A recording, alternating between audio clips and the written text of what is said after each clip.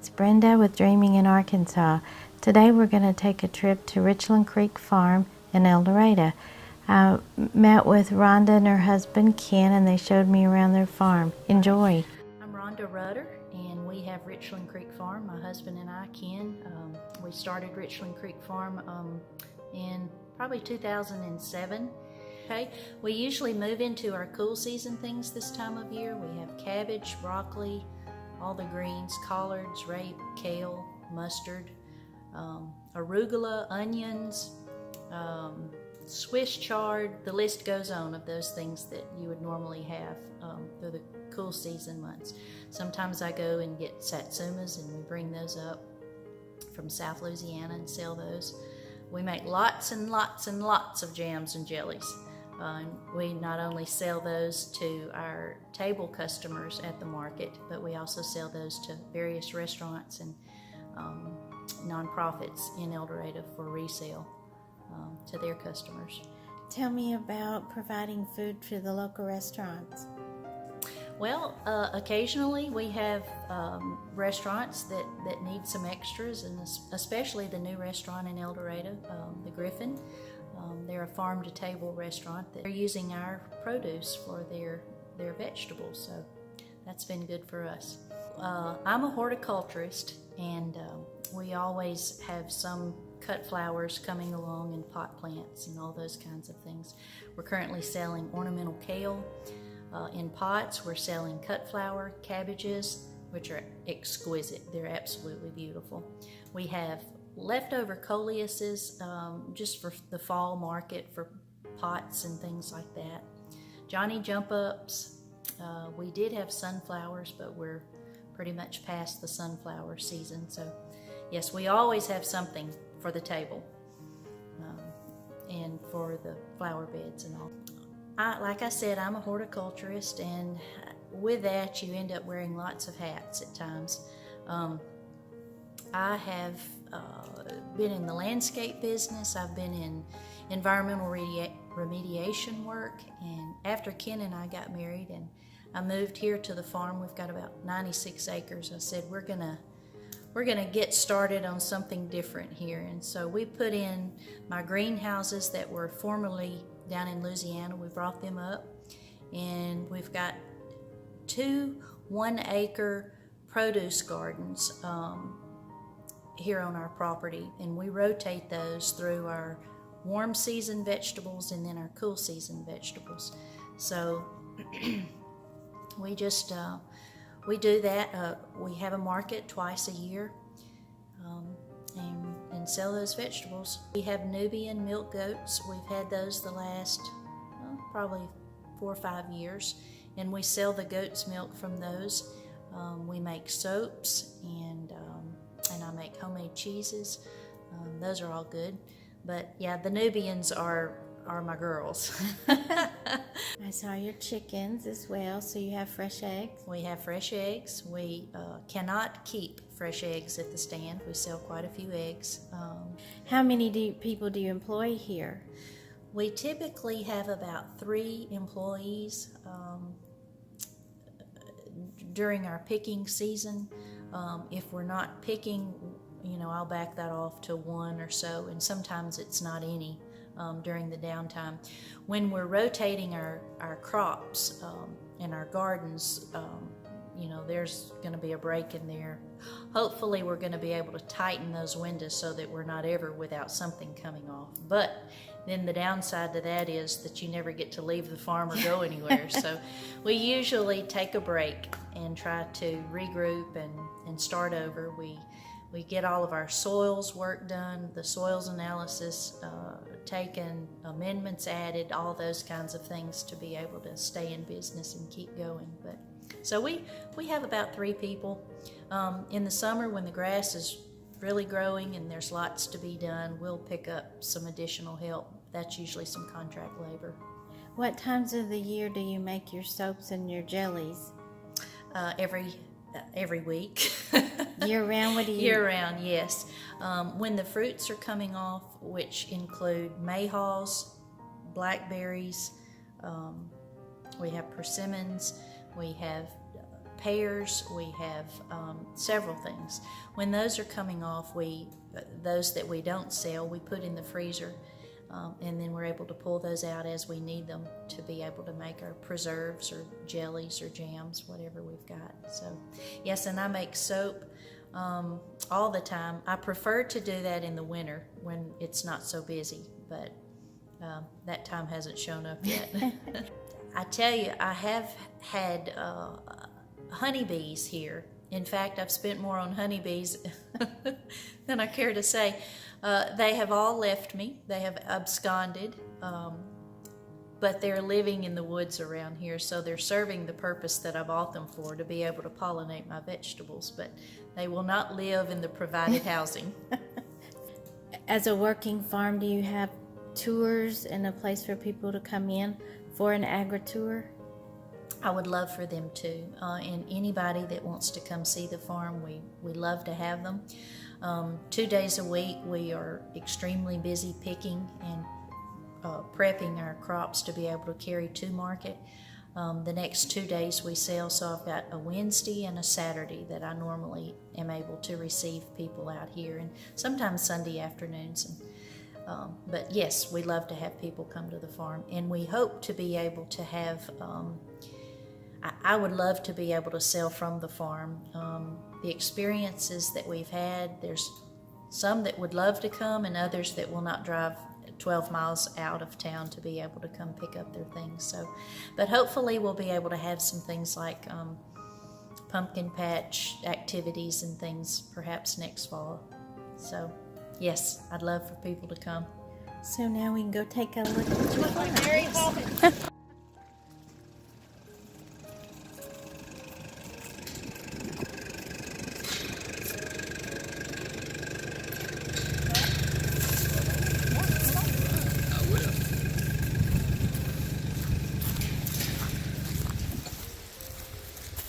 Brenda, we've got quite a few herbs to begin with. Yes. And the honeybees are just gorging themselves. All the insects are really looking for those last season things flowers that they can be on before, I guess this weekend we'll have a frost perhaps.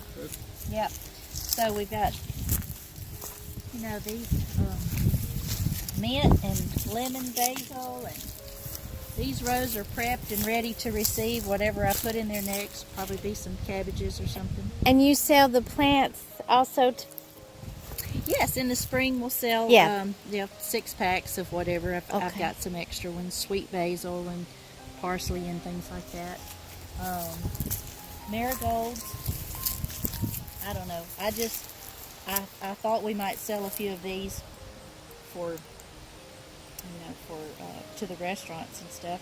So far that hasn't happened, but it has been fabulous for attracting the honeybees and the butterflies. The wind is so strong today, the butterflies are now out, but usually this whole thing is full of butterflies. See one down there? Oh, yeah, I see that one. Yeah, that monarch. Yeah, look at that one. That's a bumblebee. We enjoy the flowers. So, Let me get a picture of Ken here. Hi. How are you? Doing good. Nice to meet you. Good to meet you, Miss Brenda. We tried something that we didn't know whether it would work or not, but it's about half working. This is a row of Irish potatoes, and that's what we try as best we can to use organic practices. We are not a certified organic farm. We raise things sustainably. We use the same products that an organic farm would. Sometimes we cannot get there from here, so we have to pull out a little bit heavier firepower. But it's nothing that's a restricted use chemical of any sort. And trust me, I come out here and eat things directly off the plant. I'm not afraid of it. This is our broccoli. We started cutting some of that yesterday, so you'll see that we've got some heads still here. Yeah. We harvested a good bit of this.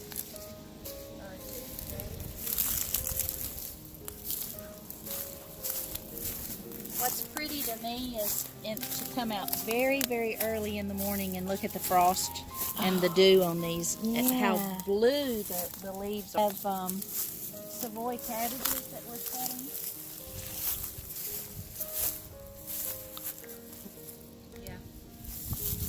sold several of these today.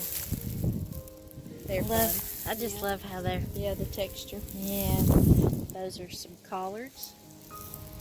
And, like I was saying, when we take something out, we try to have something prepared to go back in. So I have, in my greenhouses, we'll be moving transplants into these open rows that we've prepared. What will go here? You already. Cauliflower and Swiss chard. We've got green beans that we're picking right now. These will all be here until the frost gets them, which is close. This is very much like a research farm. This chard, this row of chard was going to be beautiful, but you never know who's going to sabotage you. This year it was the mole crickets. They went right down the row and ate all the seeds. So we've got to weed this row and try to insert some plants instead of seeds. Well, I used to do ornamental landscape work, so everything you know is for looks. When you get into a garden, you have to switch gears in how you think and realize that this is like a woman in labor. It may not appear to be beautiful, but it is really bearing. I also like to do ornamental stuff out here, and right now we're growing cut flower cabbages, which are used in the florist trade, and I've sold some of these to the wholesale florist in Little Rock. But you strip these lower leaves off, and so you have a long stem plant to work with.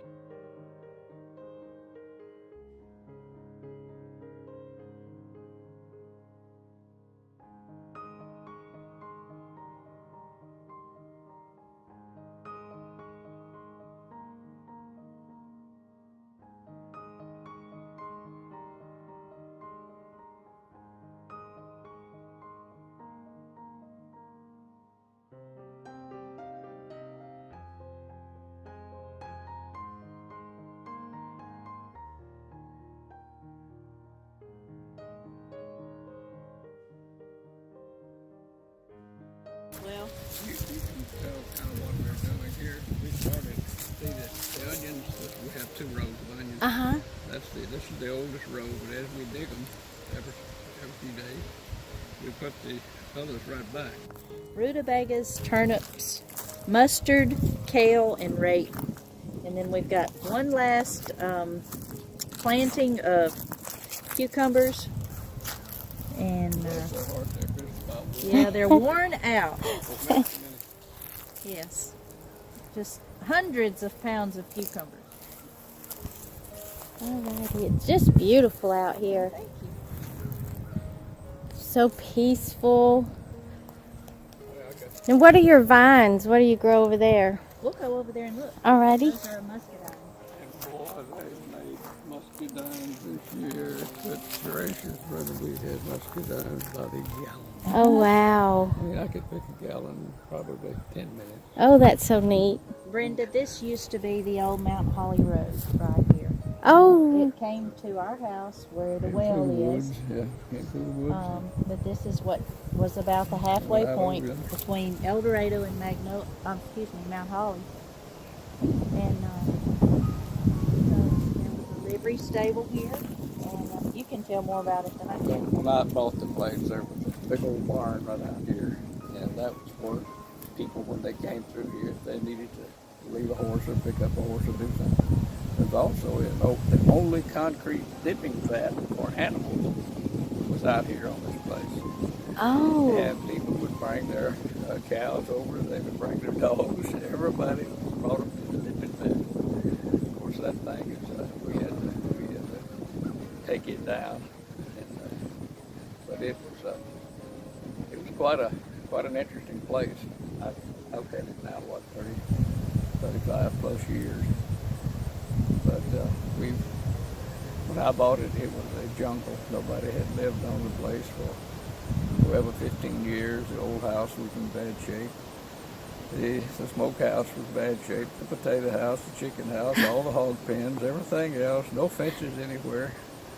And it took me about 3 years to kind of clean it up and get it, and then built a house out here. And there was no running water out here at the time, so I had a spring down here in the field that I put a pump on. And I pumped water to the house through a filtration and treating system. And that's how I had water until the Lisbon Water Association was formed. And we got city water then. That's wonderful. So we have city water, and we could have natural gas. It's up to the main road there. But we've just gone all electric and use LPG for our alternative fuel. But then, yeah, it's been the pond that you see over there. You can't see it from here, but I built that pond back right after we first got the place. And it's raised a lot of young'uns. One particular family, the Whitten family, who lives here in El Dorado, Dan's used to come out and fish. And he had 2 sons, and those 2 boys came out and fished. And one of those boys now has a little fella, and they brought him out to fish. So we've had 3 generations of Whitten family fishing on this pond. Of course, I had 3 boys, and they fish on it all. Girls, our baby girl, had rather set out a trot line, catch catfish, and she had anything. We loved it. So, Fish, we'll look at the rest of the garden area, All the right. greenhouses, the orchard. We have, everything is under drip irrigation, so there's no contact with irrigation water with the foliage or any of our plants. that's what this is, drip tank. Yeah. This tank right here. This is drip tape, and we pump water from the pond. It comes up here underground and gets in this hose, and then I have little takeoffs, and they just turn that valve on or off, and it goes out and hits that tape, drip out through there. We also fertilize through it, That's amazing. and it's not cheap, but Yeah, the drought has been pretty tough. We hadn't missed a lick. This permits us to turn on the rows that we want to water and those that we don't. So if I look at something and say that it needs a little shot of this or that, then he goes down there and he can get our materials together and turn on the rows that we want to fertilize. So it's a good way to do it. That and what I was mentioning earlier, one of the things you do not want to do is have water on the foliage of anything that you're eating because of the bacterial issues. So everything that we have is drip irrigation, which is a good agricultural practice. The pond is beautiful. Oh, wow. There's the bee boxes that no one wants to live in. We have this quite a good collection of fruit trees where we get most of our materials for our jellies and jams. What we're currently picking are Japanese persimmons. I don't see any that are quite right. They're like this particular tree is like a native persimmon. It has to be completely ripe before you can eat it. Okay, and what color will it be when it's It is completely... transparent. See that one right up in there that's so deep orange? Oh, okay. Oh, yeah. Let's see if there was one a little closer to the ground that we'll look at. After we have our first frost, all of the leaves will be off this tree and you'll be able to see them. Like, there's a beautiful one right here. Look at that. Have you ever had wow. one? No, I've not. If he comes this way, I'll get the clippers and we'll clip it. I don't want to pull the cap off. Yeah. But, oh yeah, that one's delicious. It's very, very sweet. It's a delicious fruit. Keeping the pests off of your fruit trees is a challenge. Ken has to tend to that every night. See, something came through and pulled that off. Yeah. Probably a coyote. But, Little jerk. yeah. We have peach trees, 2 peach trees. This persimmon is one of my favorite. It too is a Japanese persimmon, but it's the kind it's a non-astringent persimmon, which means you can eat these crisp. Unlike our native persimmons that will pucker you. Uh-huh. Not these. They're beautiful. Oh, they really are. Do you see how there's nothing on the lower branches? Uh-huh. The coyotes have climbed the tree and eaten all of the fruit. We have fig trees, and this whole row is asparagus. It's pretty much done its thing. I'll come in after the frost and cut all this down. Got a few muscadines and scuppernons. These are our fall tomatoes, late fall tomatoes. And I had to have some knee work done back in August, and I did not get them in the ground early enough. And look at these. Oh, they're Aren't they beautiful? Yes. They won't make it. That's the indigo purple. Aren't they beautiful? Yes. They're a good little tomato. These are the first of these that I've ever raised, but I was going to see. Oh, that one's got a bad spot on it. But anyway, they're a beautiful tomato. Our sunflowers were here. We've taken them out. I'm allowing a few heads down that way to go ahead and form seed so we can feed the birds. Oh. Now what is that? That is Sweet Annie. It is a herb, a very fragrant, just a greenery that I had intended to make some wreaths with, but smell of it. Wow. Yeah. That's beautiful. I had a friend in college that used to raise this. It's just very aromatic. You see we have a few wreath sprouts of all of the sunflowers that we raised. Aren't they beautiful? Yes. Yes. There'll be a few more to come, but the big ones are gone. I cut the tops out. So these are the peas that we just got through harvesting. They will be looking at a bush hog in a few days. But peas are great. I absolutely love raising peas anytime, anywhere, because they fix nitrogen, so you're actually building the soil and getting a crop off of them at the same time. So we always have a few cream peas and a few purple hulls. Here are my girls. Some of my girls. We raise Buff Orpingtons, Australorps, Domineckers, Well Summers. I'm forgetting one.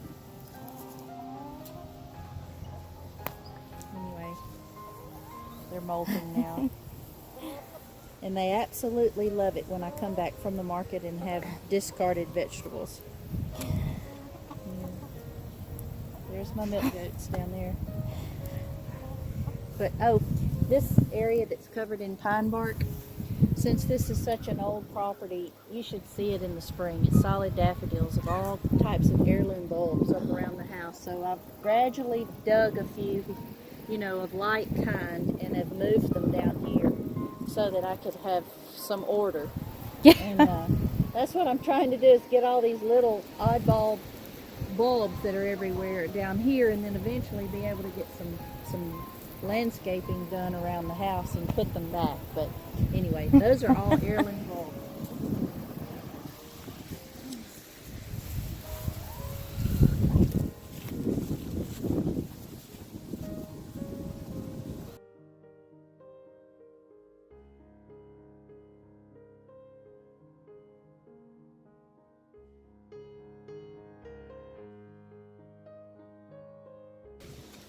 Well, this is my working house, and I've always got something going in here. Right now, there used to be this product when I was in college going through the horticulture program, these Groton cubes, which is basically nothing more than rock wool. And you can transplant or actually go ahead and put your seeds into these holes, and then they germinate there, and then when they're large enough, you break off that cube and you can transplant it somewhere else, so you're not having to do the old method like I have down here. Well, that's fascinating. Normally I sow my seeds in flats, and then when they sprout I go in and separate them one at a time and put them in a cell pack. I just did these this week, and then, well, look, here's one that's already come up. Oh, wow. So, That nice sun right. we've had. So this is a Napa cabbage, and this is cauliflower. Graffiti cauliflower, which is purple cauliflower. I'm anxious to try this. Anyway, what I'll do is I'll transplant those to a 6-pack or something, and then put them in those rows that have been prepared. I like these. These are about a week or so along. This is the Swiss chard. I was telling you that the mole crickets had eaten all of my seeds. Mm-hmm. So I gave it another lick. I planted it the second time, and then that did not work. So I came in here and thought, well, we're just going to get some plants going. A lot of times I have things that are leftovers, and they kind of get to looking rough. So Well, what is this?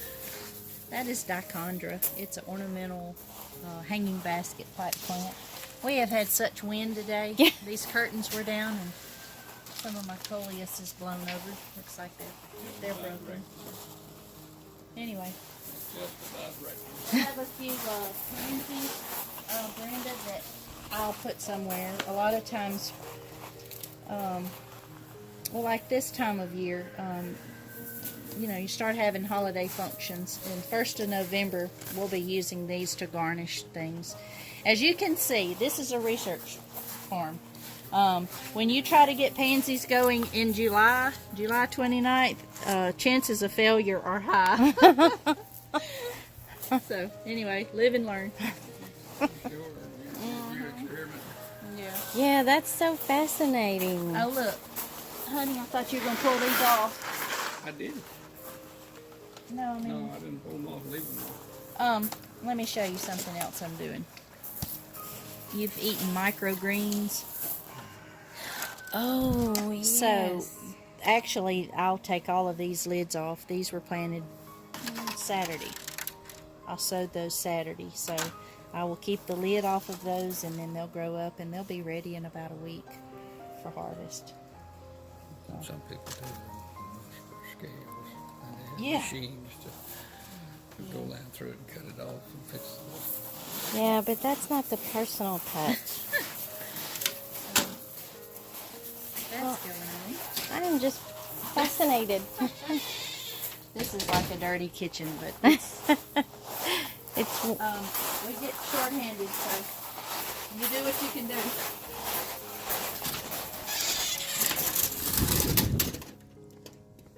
He is always so good to load everything for me and then bring it back home and put it back up. That poor thing has been blown over so many times. I think I'm going to keep it. I said, I think I'll keep that. I think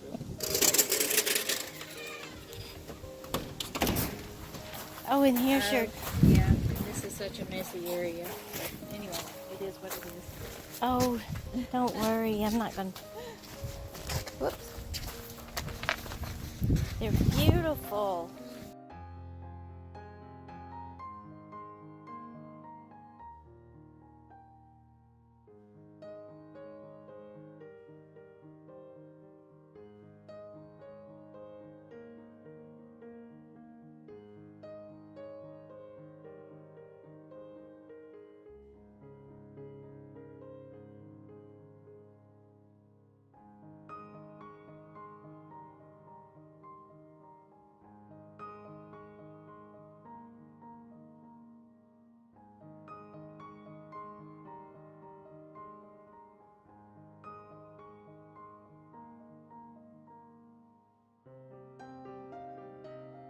We went on ahead and let our doughs dry up, so we're not currently milking, but when we do, this is our milking parlor.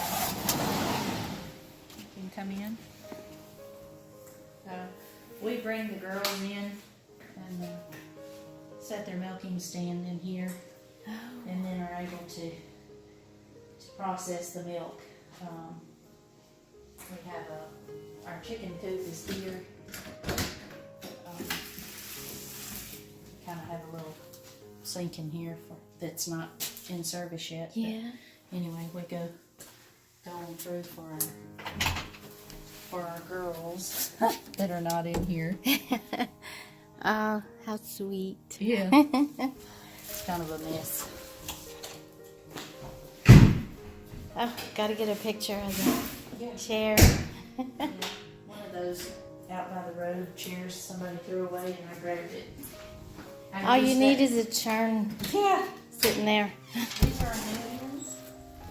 Hey, darling. Uh-oh. Hey there. That's my Hey. Hi, darling.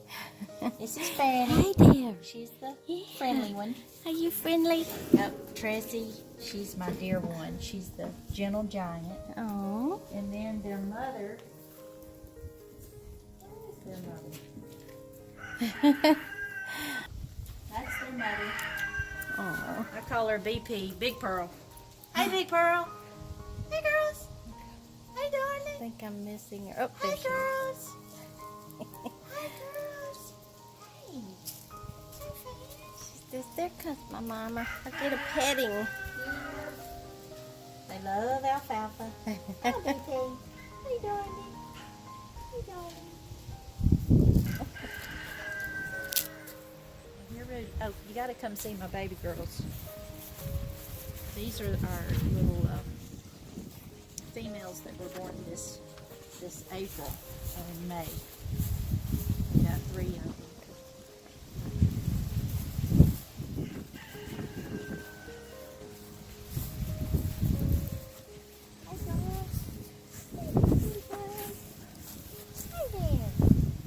This is Ruthie and Lulu. Lulu. Come here, Gracie. Gracie. Come here, Gracie. Come here, Gracie. She's aloof. She's very much like her mother.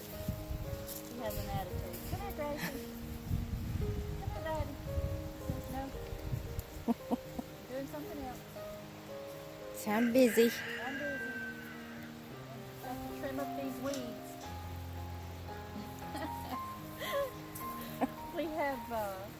We've got a couple of males down here that are pets. Actually, one does go service the girls elsewhere. The other one, he's just a weed eater. And then our old horse is around here somewhere.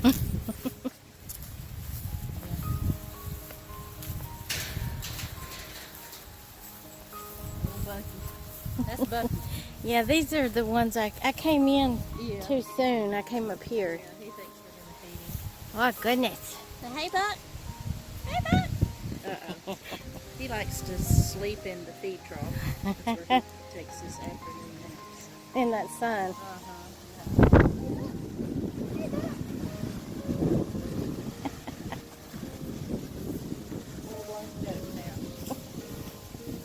Oh, one more thing. We raise and sell mayhaw trees. Ah. So we've got probably a little more than 1,000 trees here that will be available for purchase shortly. Right after the leaves fall, we're going to put these on the market and we'll sell these. These are ungrafted. I raised all of these from seed this spring, and but we will sell them as seedlings, or I will graft a few, and those will be ready later in the year, this next year. So anyway, this is a hot item for El Dorado. All right. The Mayhaw Festival. I love to hear them. Hey girls, come here, Gracie. Come here. This is the sweet one. Are you sweet? These two, these are twins. Oh, you look so much alike. Yeah, we got the same mama. We got the same mom. This one's just Oh. good nature. Yeah. I thought this one, when she was born, I thought she had mental problems. But she doesn't. It's just her disposition. She is just fine. These are the sweethearts.